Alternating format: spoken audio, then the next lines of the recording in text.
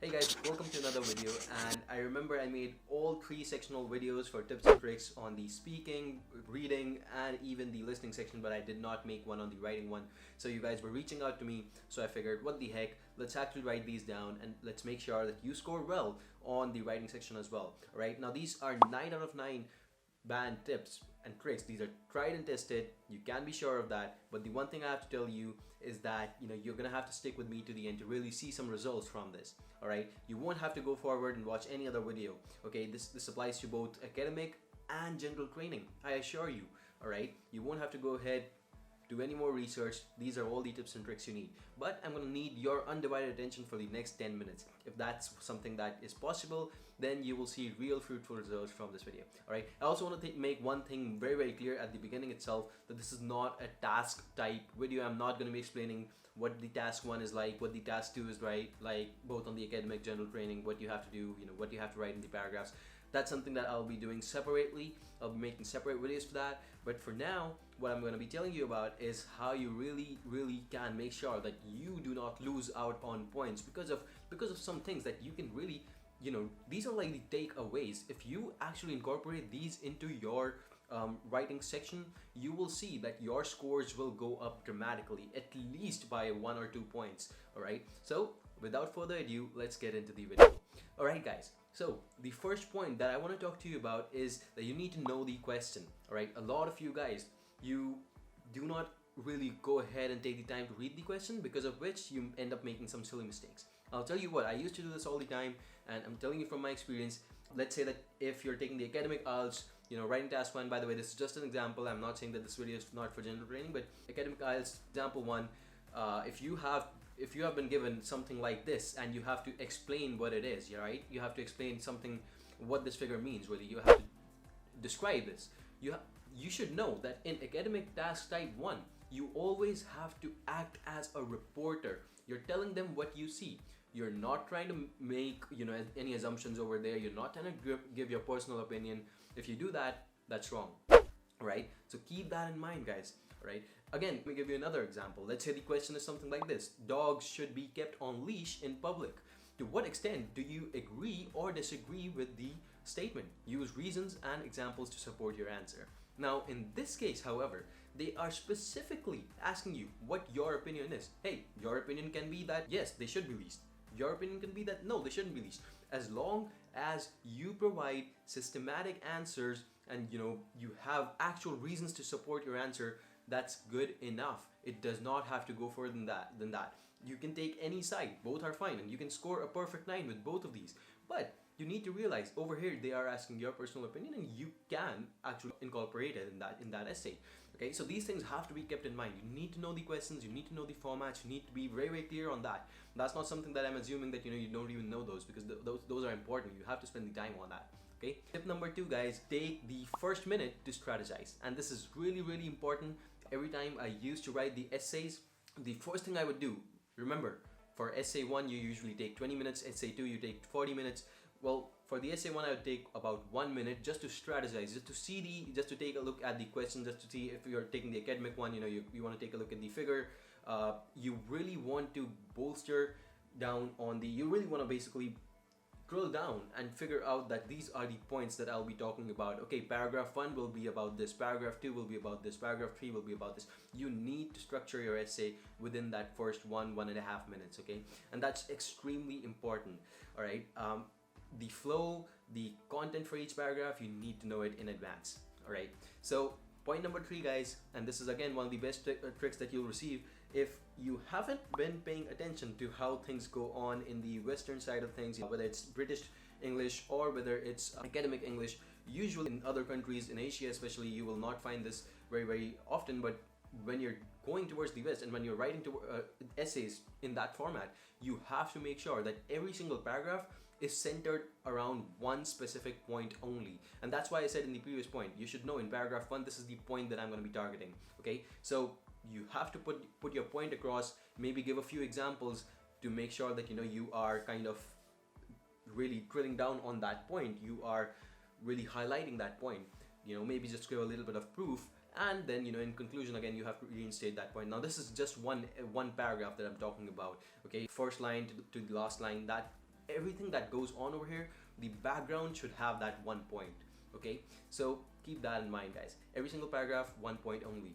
The next tip for you guys, and that's number 4, guys, is that you need to use a wide range of vocabulary. Your lexical analysis should be good. Your synonyms, you should try to use as many synonyms as you can. If you're using, the word disease, you should try to put in synonyms for the word disease. You shouldn't always, name disease, this disease, that disease, all of that. So try to use synonyms over here, okay? And really avoid reusing the same word. Trust me, it will improvise your score beyond your expectations. You will see that happen. And as you might know, if if you've been preparing for other sections of the IELTS, paraphrasing is the number 1 thing. You have to do it. So I don't think that's going to be coming up as a surprise to you guys. All right. So point number 5, guys, over here is that you have to keep the word count in mind. Now this applies to both academic and general training essays. The recommended word limits, and this is what I personally recommend. This is what my clients have gotten, and this is what a lot of students that I also teach have received a very perfect essay score on. I would say for task 1, both academic general writing, you should try to keep it between 200 and 250 words. I know the minimum is 150, but don't worry about it. Keep it between 200 250 and you will see a perfect score.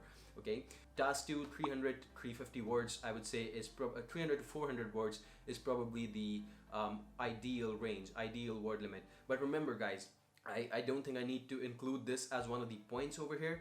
Maybe we can call it 5.1, but the one thing you have to remember is that you should not have grammatical mistakes on your essays. Okay, it's really, really important. I did not write this down as a point because I think it's pretty much too obvious. It's something that I may not really need to get into the depth of, but it is something that I believe is worth taking a minute and talking about, because if you have grammatical mistakes, that can actually shoot your score down very, very easily. So to basically simplify that, you can try online grammar checkers. Grammarly is one of the most popular ones. You can use that. No, this video is not sponsored by them, by the way. You can use any one of these, by the way. The only thing is, make sure that your grammar is tip top. You do not want to write 400 words with incorrect, broken grammar, because trust me, it will make you lose more points than you would have gotten with just a 250 word essay. Okay, keep that in mind. Alright, guys, point number 6 over here, and that is avoid using jargon that you're unsure about. Words that you do not know the meaning of. Words that you're not really certain about. Words like, let me say, salubrious. If you do not know that word, try to avoid such words. There is really no need to actually go ahead and force some word in the passage. Hey, if you know a word and it's seemingly natural and it can help you increase your show off your vocabulary, it's great. Use that as it may if you really know what you're doing over there. But if you do not know what you're doing, you may end up making mistakes. You may end up using the wrong word, and that actually, my friend, that's the biggest mistake you can make. Okay, so yes, vocabulary is important. You want to show a wide range of vocabulary, but do not do it at the cost of using the wrong words in your essays. Okay, so point number 7 over here, guys. Basically, try to use as much advanced punctuation as you can, and trust me, this will do wonders towards pushing your scores to the perfect 9. Try to use the comma, try to use the colon, try to use the semicolon perfectly well. Now you'll say, what's so special about using the comma? I use it all the time.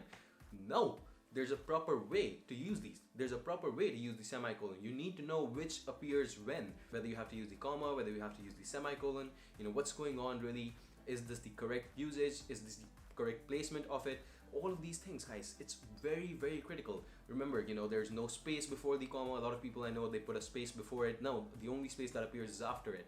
Okay, similarly for the colon also. So these things you have to keep in mind, guys. I know I may be very pedantic right now, I may be getting into the nitty-gritty details of this, but trust me, if you really want that perfect 9, these things do matter. And if you can show the IELTS that you are an advanced writer, you know how to use these, I can assure you that your points are going up, my friend. Okay, now moving on to the 8th point, use linking words. Okay, linking words, what are they? Things like however, although, consequently, therefore. So these are the kind of words which really control the flow and direction of the passage. They move the storyline to the way that you want it to be. Okay, and at the same time, the reader knows where the story is going. So these are really, really important, guys. I'll put a chart up for you guys over here. I think these are some of the most important ones that you can take a look at. You can memorize. I think these will help you on your test as well. So you use this chart to your advantage, guys. Yeah, this will actually also help you get a better score on the IELTS. Okay, moving on to point 9, that is maintain a formal writing style. I cannot stress this enough. You are not writing for your friend, you're not writing a letter to your friend usually, and I know general training people, question 1, it's a separate thing, but don't try to use the language that you use in chat. Don't try to use the language that you would use online on Facebook, because that can actually not work out in your favor. The thing is, see, when you're writing essays in a formal manner, you're very, very safe on the IELTS. I won't say that, hey, look, general training task 1 is a little bit informal, so why not? But it may work out in general training. But what I'm saying is, hey, if you use formal, it'll always work out. Okay, it'll always work out. 100% of the cases, you are going to be in the lead. So use a formal language, try to use it. Make sure that you're not adding any link, any slangs. Even TV, don't write it as TV, write it as television. Try to be very, very formal in your communication on the IELTS. Okay, and the final point, you guys, I think this is the most important point of all the ones that I've discussed till now, and this is leave 2 to 3 minutes at the end for review. At the end of each passage, maybe for the first passage you can just leave 1.5 minutes, but for the second one you have to leave 2 to 3 minutes, because trust me, I cannot stress this enough. When you actually go ahead, and even if when you're doing the mock test, right, you will see this. You will see that this makes a change in the last 2.5 minutes. When you actually go on and you read the passage, you will see that, hey, I don't think the sentence is formed correctly. Maybe I was in a hurry. Maybe I made a mistake forming it, right? So these sort of things, they come up almost every single time. You cannot expect yourself to write like a professional on the first go. Hey, everyone proofreads. Trust me, and I'll tell you this, even professionals proofread their work before they deliver it to someone. Okay, so do not be scared of it. Do not think that it's not doable. You just have to manage your time right. Trust me, you will see the results. Okay, again, I hope that these tips have been helpful. I want you to hit the subscribe button if you have stuck around till this point, because I know that you must have received some value, and trust me, I promise you I will bring more value to you in the next coming few days. Okay, give me a thumbs up if you like the video. I've been putting a lot of effort into the channel, and I know that you guys have pushed it towards 50k, so I'm very, very thankful for you guys for that. I only hope that we can grow this further. Alright, thank you so much for watching. I hope to see you in the next one. Goodbye, take care.